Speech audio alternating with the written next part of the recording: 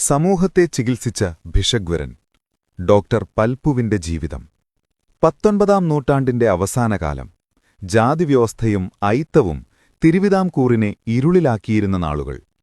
അക്കാലത്ത് തിരുവനന്തപുരത്തെ പേട്ടയിലുള്ള ഒരു സാധാരണ ഈഴവ കുടുംബത്തിൽ പൽപു എന്നൊരു മിടുക്കനായ ബാലനുണ്ടായിരുന്നു. പഠനത്തിൽ എന്നും ഒന്നാമതായിരുന്ന അവന്റെ ഏറ്റവും വലിയ സ്വപ്നം ഒരു ഡോക്ടറാകുക എന്നതായിരുന്നു. കഠിനാധ്വാനം ചെയ്ത് അവൻ സ്കൂൾ വിദ്യാഭ്യാസം പൂർത്തിയാക്കി. തിരുവിതാംകൂർ മെഡിക്കൽ കോളേജിൽ ചേരാൻ പ്രവേശന പരീക്ഷ എഴുതി ഉയർന്ന മാർക്കും നേടി. എന്നാൽ ഫലം വന്നപ്പോൾ പൽപുവിന്റെ പേരുണ്ടായിരുന്നില്ല. കാരണം അവന്റെ ജാതിയായിരുന്നു. താഴ്ന്ന ജാതിക്കാർക്കെന്തിനാണ് വൈദ്യപഠനം? അവർ അവരുടെ കുലത്തൊഴിൽ ചെയ്താൽ മതി എന്ന അധികാരികൾ പരിഹസിച്ചു. ആ വാക്കുകൾ അവനെ തളർത്തിയില്ല, മറിച്ച് അവനിലെ വാശിയേറ്റി. തന്നെ മാറ്റി നിർത്തിയ വ്യവസ്ഥിതിയോട് തോറ്റുകൊടുക്കാൻ പൽപു ഒരുക്കമായിരുന്നില്ല. തിരുവിതാംകൂറിലെ വാതിലുകൾ അടഞ്ഞപ്പോൾ അവൻ മദ്രാസിലേക്ക് വണ്ടി കയറി.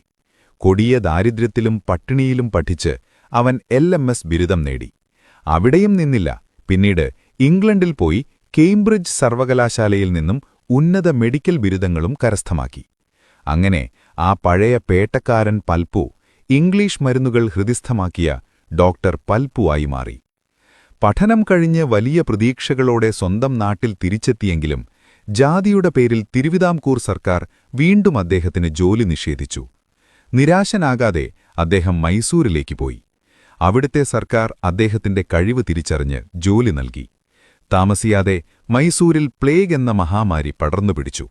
സ്വന്തം ജീവൻ പോലും വകവയ്ക്കാതെ രാവും പകലുമില്ലാതെ അദ്ദേഹം രോഗികളെ പരിചരിച്ചു. ആ അർപ്പണബോധം കണ്ട മൈസൂർ രാജാവ് അദ്ദേഹത്തെ സർക്കാരിന്റെ ചീഫ് മെഡിക്കൽ ഓഫീസറായി നിയമിച്ചു. തന്നെ നാടുകടത്തിയവർക്ക് മുന്നിൽ അദ്ദേഹം തന്റെ കഴിവ് തെളിയിച്ചു. മൈസൂരിൽ ഉന്നത പദവിയിലിരിക്കുമ്പോഴും തന്റെ നാട്ടിലെ സാധാരണക്കാർ അനുഭവിക്കുന്ന വിവേചനം അദ്ദേഹത്തെ നോവിച്ചുകൊണ്ടിരുന്നു. ഒരിക്കൽ സ്വാമി വിവേകാനന്ദനെ നേരിട്ട് കണ്ട് തന്റെ സമുദായത്തിന്റെ സങ്കടങ്ങൾ അദ്ദേഹം പങ്കുവച്ചു. കേരളത്തിൽ നിന്നുതന്നെയുള്ള ഒരാത്മീയ ആചാര്യനെ കണ്ടെത്തി സമുദായത്തെ സംഘടിപ്പിക്കാൻ വിവേകാനന്ദൻ ഉപദേശിച്ചു.